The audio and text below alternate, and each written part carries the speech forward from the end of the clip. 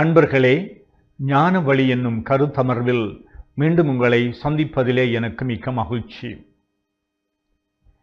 2025ஆம் ஆண்டு திரு அவையினால் ஜூபிலி ஆண்டாக கொண்டாடப்பட இருக்கின்றது. மார்கழி மாதம் 24ஆம் திகதி, அதாவது கிறிஸ்துவினுடைய பிறப்பு விழாவின் முதல் நாளன்று திருத்தந்தை பிரான்சிஸ் அவர்கள் இந்த ஜூபிலி ஆண்டை பிரகடனப்படுத்தி வைப்பார். கதவை ரோமாபுரியிலே இருக்கின்ற பேதுரு சதுக்கத்திலே பேதுருவானவருடைய ஆலயத்தில் ஒரு கதவை அவர் தட்டி திறந்து இந்த ஜூபிலி ஆண்டை அவர் ஆரம்பித்து வைப்பார். இந்த ஜூபிலி ஆண்டை பற்றி ஏற்கனவே நான் உங்களோடு சில கருத்துக்களை பகிர்ந்துள்ளேன். இந்த ஜூபிலி ஆண்டு குறிப்பாக விவிலியத்திலே ஓய்வு ஆண்டாக கொண்டாடப்பட்டது. தொடக்க நூலிலே 7 நாட்கள் ஆண்டவர் படைப்பை பற்றி எவ்வாறு இந்த உலகத்தினுடைய அனைத்து அம்சங்களையும் படைத்தார் என்று கூறுகின்ற எழுத்தாளர் 6 நாள் அவர் வேலை செய்தார் என்றும், இந்த உலகத்தை அழகான நன்மையான உலகத்தை ஒவ்வொன்றாக படைத்தார் என்றும், 7வது நாள் கடவுள் ஓய்ந்திருந்தார் என்றும் சொல்லப்படுகின்றது.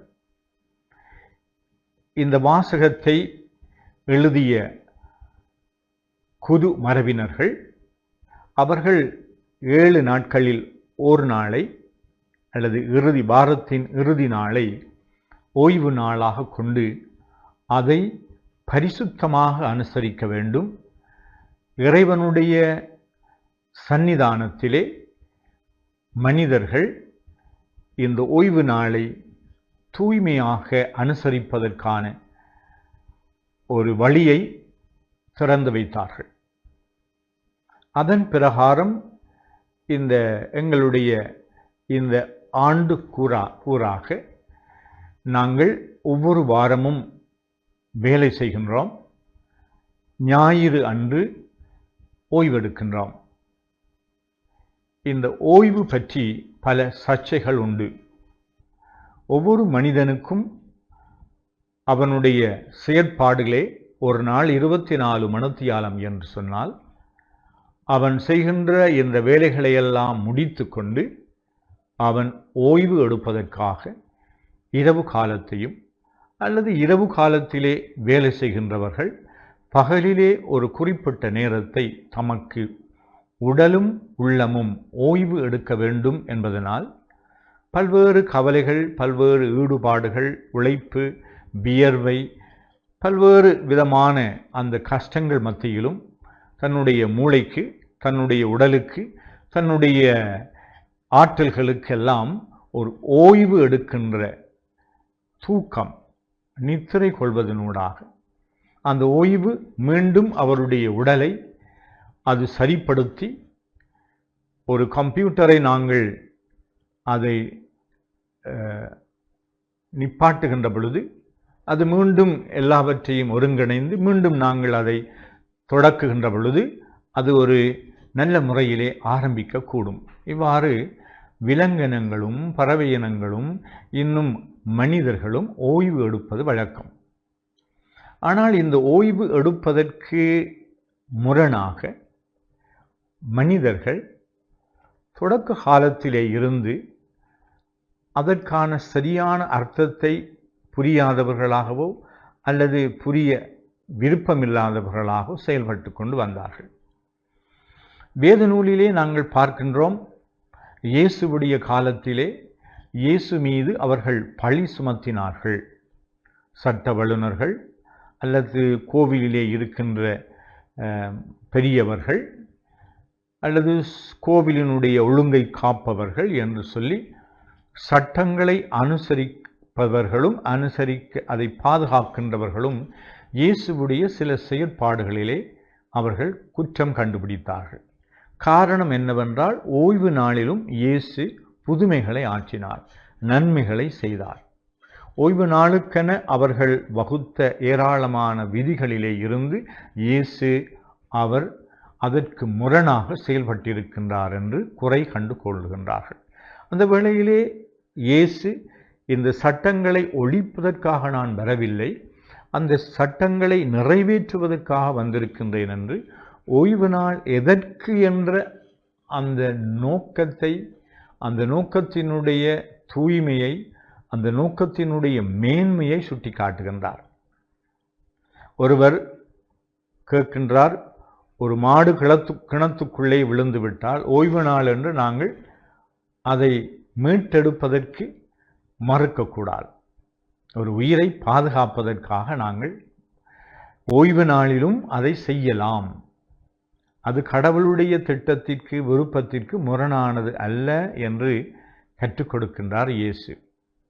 அவ்வாறு பல்வேறு நோய்களினாலே, துன்பங்களினாலே, அலகையினுடைய அட்டூழியத்தினாலே அலைக்கழிக்கப்பட்ட மக்கள் ஓய்வு நாளிலும் நாங்கள் அதை தள்ளி போடக்கூடாது, அவர்களுடைய மாண்பை நாங்கள் பாதுகாக்க வேண்டும் என்று, மனிதனுடைய மாண்பு முக்கியமானது என்று சொல்லிக் கொடுக்கின்றார்.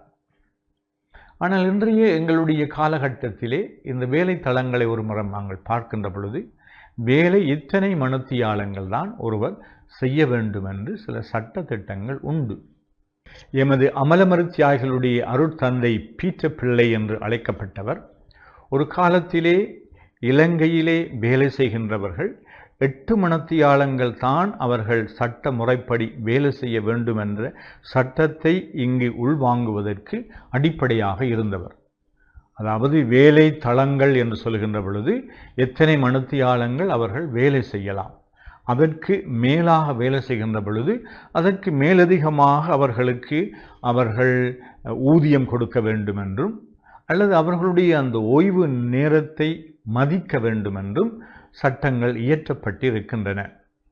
அதனாலே சில அவசரமான வேலை தளங்களிலே பலர் 24 மணித்தியாலமும் வேலையிலே ஈடுபடுத்தப்பட வேண்டும் என்பதனாலே சிலர் இரவு நேரங்களிலே, ஓய்வு நேரங்களிலே வேலை செய்யவும், அதன் பின்பு அவர்கள் ஓய்வெடுப்பதற்குமாக பணிக்கப்படுகின்றார்கள்.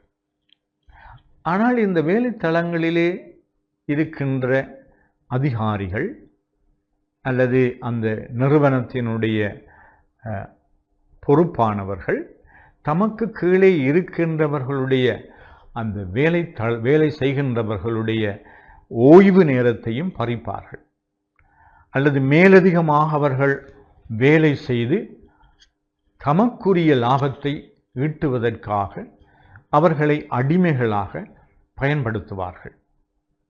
இப்படி இந்த வேலை செய்கின்றதற்கும் ஓய்வெடுப்பதற்கும், அவர்கள் ஓய்வெடுப்பதற்கு உரிமை உள்ளவர்களாக இருக்கின்றார்கள் என்பதை, இது ஒரு கிறிஸ்தவ கடமை, மனித உரிமை என்பதை இந்த வேலை தளங்களின் உயர் அதிகாரிகள் அல்லது பொறுப்பாக இருக்கின்றவர்கள் உணர்ந்து கொள்ள வேண்டும். அடுத்தபடியாக இந்த குடும்ப வாழ்வு, இந்த ஓய்வு நாள் என்று சொல்லப்படுகின்ற வீக்கெண்ட் என்று அவர்களுக்கு ஓய்வு கொடுக்கின்ற பொழுது,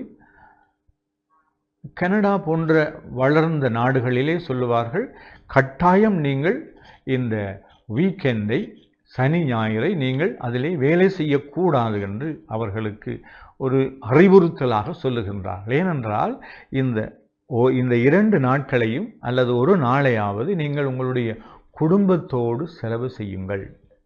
கணவன், மனைவி, பெற்றோர், பிள்ளைகள், பெற்றோர் அவர்களுடைய அந்த குடும்ப உறவிலே நீங்கள் உங்களுடைய நேரத்தை செலவு செய்யுங்கள். அதுவும் ஒரு ஓய்வு நாளை தூய்மையாக அனுசரிப்பதற்கான அழகான ஒரு செயலாகும். இவர்கள் ஒன்றிணைந்து செபிப்பதற்கும், ஆலயத்திற்கு செல்வதற்கும், அவர்கள் குடும்பமாக உட்கார்ந்து அவர்கள் பேசுவதற்கும், ஒருவர் மற்றவருக்கு உதவி செய்வதற்கும், ஒருவர் மற்றவரோடு அவர் உடனிருந்து நேருக்கு நேர் பேசி பழகி அவர்களோடு அன்பை பகிர்ந்து கொள்வதற்கும் இந்த ஓய்வு நாள் அவசியம் என்று சொல்லப்படுகின்றது.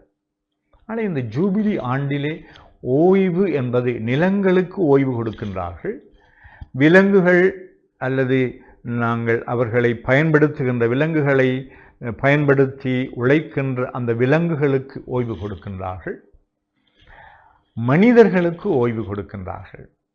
எங்களுடைய வேலை பளுக்களிலே இருந்து நாங்கள் சற்று ஓய்வெடுத்து அவற்றை நாங்கள் மீள் பரிசோதித்து பார்ப்பதற்கும், அவர்கள் அடுத்த கட்டங்களிலே நாங்கள் என்ன செய்ய வேண்டும் என்று திட்டமிடுவதற்கும், இன்னும் உடலும் உள்ளமும் ஓய்வு பெறுவதனாலே அல்லது மாற்று வழிகளினூடாக இந்த ஓய்வு என்பதை நாங்கள் சரியான முறையிலே பயன்படுத்தினால் நிச்சயமாக எங்களுடைய வாழ்வு அது மறுமலர்ச்சி பெற்று மேலும் நாங்கள் புத்துணர்வு கொண்டு எங்களுடைய வாழ்வினுடைய அனைத்து ஆற்றல்கள் திறமைகள் இன்னும் கூர்மைப்படுத்தப்பட்டு நாங்கள் செயல்பட முடியும்.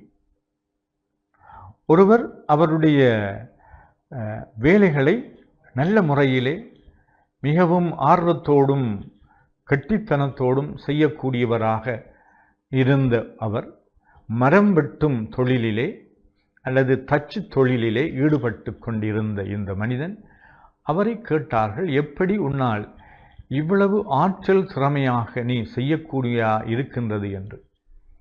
அப்பொழுது அவர் சொன்னார், நான் என்னுடைய வேலையின் சில மணித்தியாலங்களின் பின்பு நான் சிறிய ஓய்வு எடுப்பேன் என்று.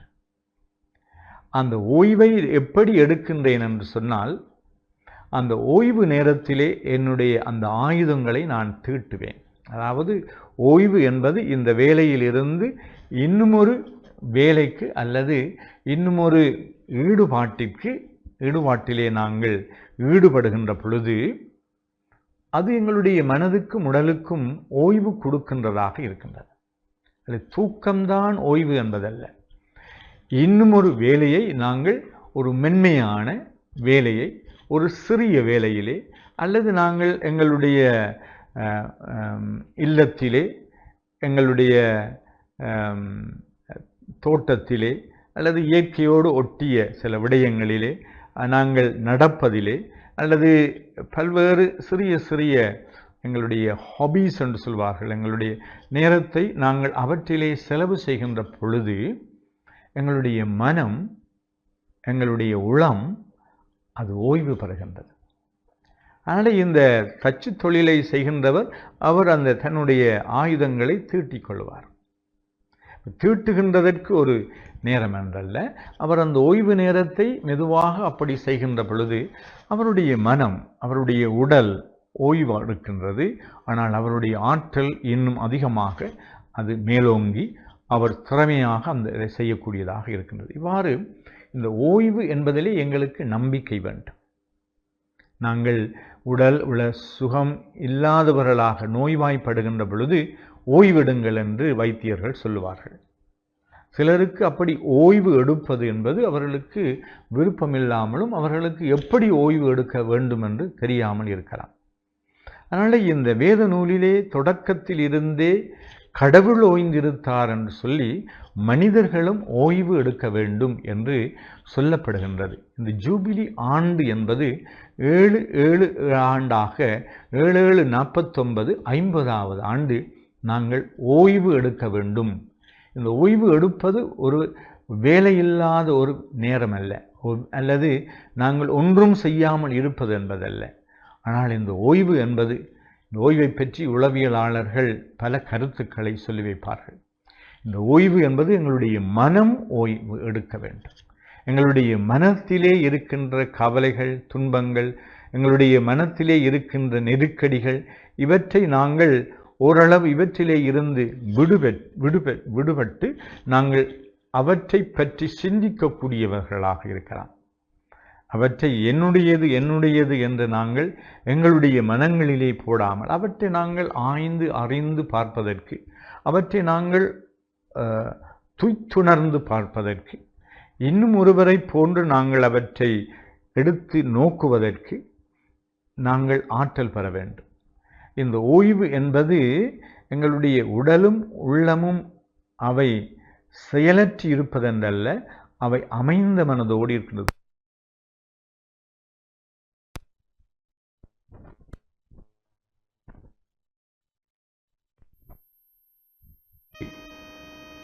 அவற்றிற்கு ஒரு நேரத்தை கொடுக்க வேண்டும்.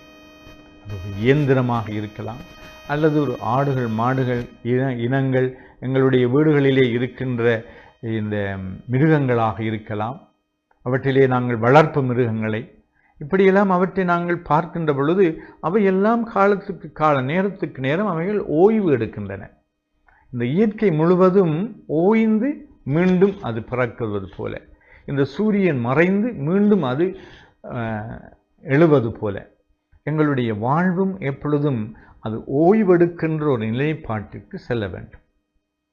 இந்த ஓய்வெடுப்பதற்கு எங்களுடைய மனதை நாங்கள் பக்குவப்படுத்த வேண்டும். திருத்தந்தை அவர்கள் சொல்லுவார்கள், நீங்கள் யாரையாவது காயப்படுத்தி இருந்தால் சூரியன் அஸ்தமிப்பதற்கு முன்னதாக அவரிடம் இருந்து நீங்கள் மன்னிப்பு கேட்பதற்கும் அவரை மன்னிப்பதற்கும் தயாராக இருக்க வேண்டும். அதனாலே நாங்கள் இந்த ஓய்வெடுப்பதற்கு முன்னதாக நாங்கள் எங்களுடைய வாழ்வை அலசி ஆராய்ந்து பார்த்து சரியது பிழையது என்று கண்டு சரியானவற்றை ஏற்று நாங்கள் மகிழ்வதற்கும் பிழையானவற்றிலே இருந்து நாங்கள் மனம் வருந்தி திருந்துவதற்குமான வழிகளை தேடுவதற்கும் கற்றுக்கொண்டால் எங்களுடைய உடலும் உள்ளமும் அவை ஓய்வு பெறக்கூடிய நிலைப்பாட்டிற்கு அவை வந்துவிடும். அதனாலே இந்த விவிலியத்திலே சொல்லப்படுகின்ற இந்த ஜூபிலி ஆண்டு எங்கள் ஒவ்வொருவருக்கும் கற்றுத்தருகின்ற பாடங்களிலே ஒன்று, ஓய்வு பற்றி நாங்கள் சில தெளிவுகளை ஏற்படுத்த வேண்டும். தனி மனிதர்களாக இருக்கின்ற நாம், அடுத்தவர்களோடு வாழுகின்ற நாம், அடுத்தவர்களோடு நாங்கள் இணைந்து செயலாற்றுகின்ற நாம், எங்களுடைய குடும்பம் என்ற சூழலிலே இருக்கின்ற நாம், எங்களுக்கு இந்த ஓய்வு என்றால் என்ன? உடலும் உள்ளமும் ஓய்வு பெற வேண்டும். அந்த ஓய்வு பெறுகின்ற நிலைப்பாட்டை விவிலியத்திலே தூய்மையாக பரிசுத்தமாக நீங்கள் அனுசரிக்கின்றீர்கள். கடவுளுடைய சன்னிதானத்திலே நீங்கள் மீண்டும் மீண்டும் எங்களுடைய வாழ்வை மீட்டு பார்க்கின்றோம்.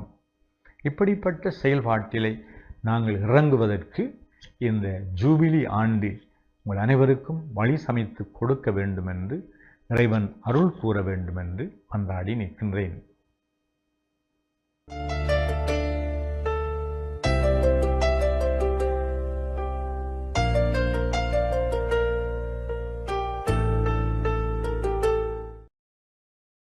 நமது ஃபேஸ்புக் மற்றும் யூடியூப் பக்கத்தை லைக் செய்யுங்கள்.